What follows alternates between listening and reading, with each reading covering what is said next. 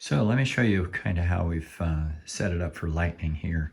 Give you an idea, the location is up in the mountains. Let's see if I can get a view out the window here. We're up in the mountains and we're a long ways from a lot of people. So it's relatively quiet here. The altitude is 6,000 feet. We have a rim that goes all along along there. It's about 2 miles away. Of course, it's Arizona, so we've got all kinds of copper veins and things. So when we get lightning, sometimes it gets pretty nasty out there. So here's what I've done to try and protect all this equipment. This is what a shack is supposed to look like, by the way, all messy, and I've got some new caps coming for those, so those are about ready to be redone. Anyway, here's where the coax comes into the house. I've got them all labeled there. The two on the left are Vhf antennas, and one of those is connected here locally. The other, they're both Vhf UHF antennas, and I've got room for more. And I've got a coax, and I've got a rotor line coming in, as well as a let's see, where is it? It's here somewhere. Oh, it's coming in from the other room. It's a step IR controller, which is a 16 line wire coming in. That's just running along the floor, so that's not part of this system. But you'll see that there's some ground lines coming down from here. Those go down to a let's see if I can see it under here. It's kind of dark. Down along here, it's like a number 2 wire, and it goes along the baseboard all the way underneath all this gear and around and underneath all that gear. You can see the place right there where it's going in. It's actually inside the wall going down, and it comes out of the base of the house and to a ground rod. We're on the 2nd floor. So all throughout the installation of this, to keep the cable on the wall and to let me attach to it, I have these connectors here, which are actually pretty awesome. The bottom one clamps to the line, and the top one is open, so I can put ground straps and stuff on it. All the ground straps are 1/2 inch braided, about 75 feet, and every single thing I have is done that way. I have another video on here that talks about this device, which allows me to remotely disconnect 3 of the antennas.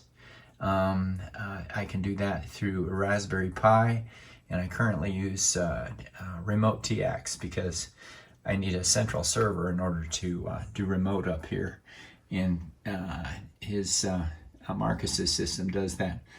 You can see I put, to get these things to line up, I have these little blue things that I 3D printed, and those line it up so the connectors come together okay.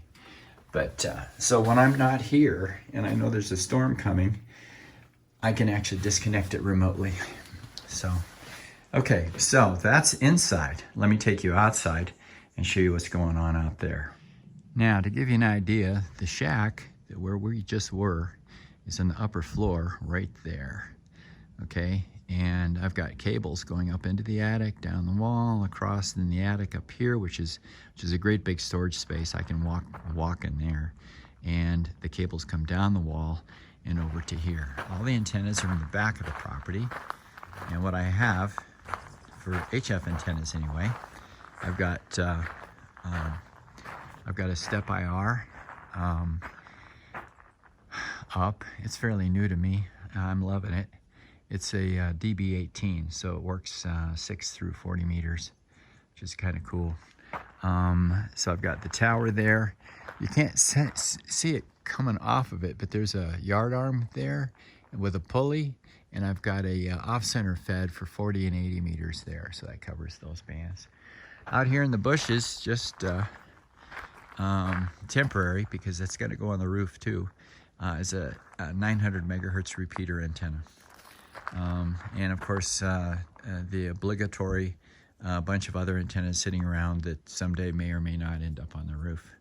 The 900 megahertz one, I'm hoping to put up on this peak near the house with not only the 900 on top of it, but a VHF and UHF set of beams that would normally be used for satellite. I'm just going to use those to point around and talk to people on sideband.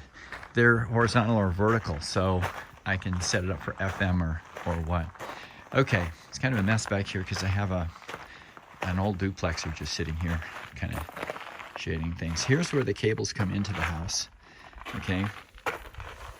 What I didn't point out upstairs was behind the bulkhead. Up there it was a brass one. Down here I think it's steel or aluminum. Anyway, each of the connections here is actually a polyphaser on the other side of it.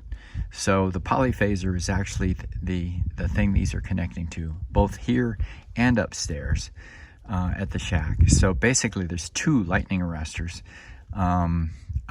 between the antennas and me.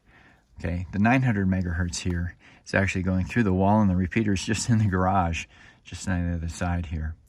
This is grounded to a ground rod here, and underneath here you'll see that there's a bunch of wires and things. There's 3 boxes to arrest the EMP as best they can.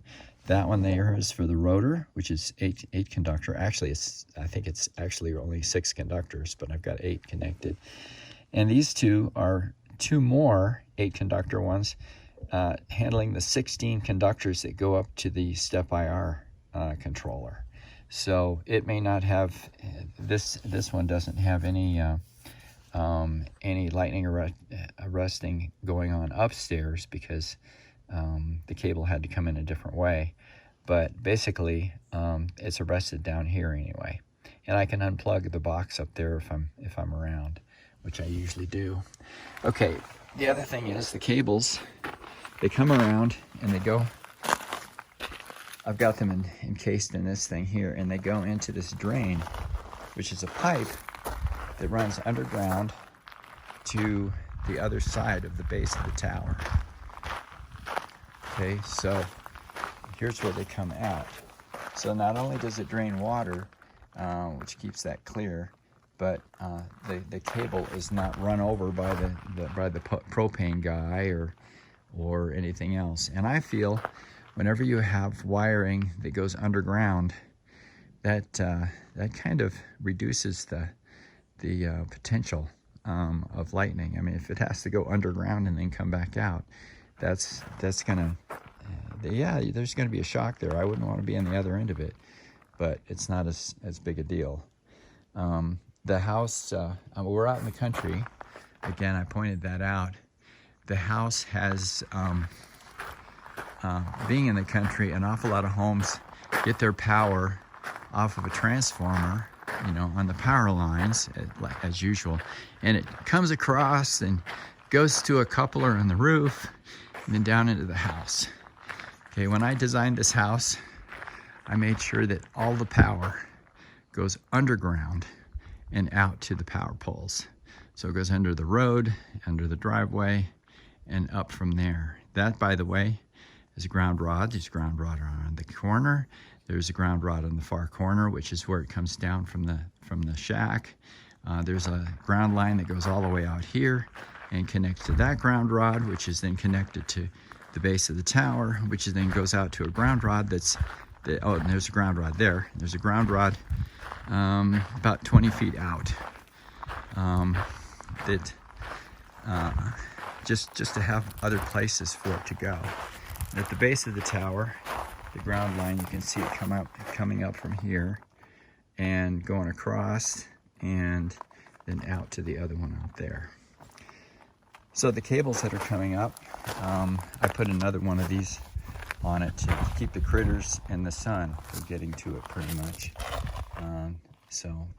That stuff's relatively cheap. And only a few days ago, I added this piece, which makes it so the kids can't climb it. Even the ones that can't read can't climb it. And just to blow them away over here on this side, I put a high voltage thing. And there is no high voltage here unless there's a lightning storm. But hey, it's warning is warning, and danger, they usually know what that means anyway. So there you go. I'm having a ball with that thing. Anyway, the tower's not even cranked up all the way. That means it's going to be able to handle some heavy-duty winds. One of the ways you notice that the coax is not coming. Oh, let's see. I should probably put the sun behind it, huh? The coax and things just come down the side of the tower. And you think, well, how does that keep it from flopping around in the wind and stuff? Well, I do a maypole thing from the yard arm there. There's a cable with a pulley, and that's all looped around enough that so I can bring it down, still have plenty of cable, you know, to let it down. But also off of that is a thinner piece of twine, and I maypole it. Basically, it comes down to the base of the tower, and I walk around the tower in great big circles holding it, and it pulls all of the cables close to the tower. You can kind of see it right in here. You see the little bit of a maypole effect going on there. That actually draws all the cables to the tower and keeps them there during storms and stuff, which is it's worked out really well, because we do get 50-mile-an-hour winds for like 3 days at a time. This tower's handled it for 20 years, but it'll be new to the beam. I've always just had wire antennas, so this should be interesting. I'm going to put some covers on the cranks. They're still working well, and in the next few years, I'm going to be changing out the cable here that holds the whole tower up. I actually bought a new one, so I've got one just in case. I'm very proud of those, by the way. They're $500 just for the cable. Anyway, that's the setup there. You'll see there's one of the Vhf antennas up on the roof. I've also got one in the front yard. Up here